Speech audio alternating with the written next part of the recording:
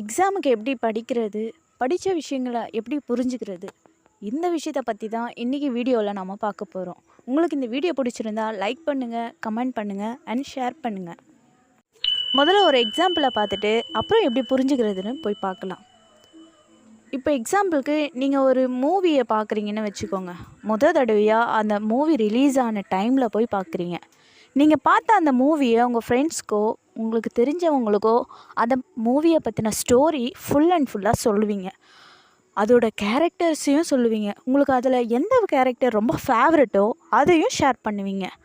அப்போது நீங்கள் பார்த்த அந்த மூவியை ஒரு பென்னு பேப்பரை வச்சு எழுதி அந்த கேரக்டர்ஸை மனப்பாடம் பண்ணி எதுவும் சொல்லலை. நீங்கள் அந்த படத்தை பார்த்து என்ன புரிஞ்சுக்கிட்டீங்களோ அதை தான் ஷேர் பண்ணுவீங்க. இப்போது இதை தான் நம்ம படிப்புலையும் அப்ளை பண்ண போகிறோம்.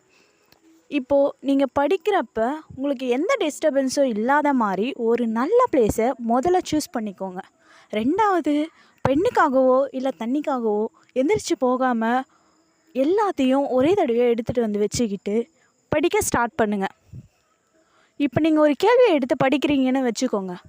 அந்த கேள்வியில் உங்களுக்கு புரியாத சில வேர்ட்ஸை அண்டர்லைன் பண்ணிக்கோங்க.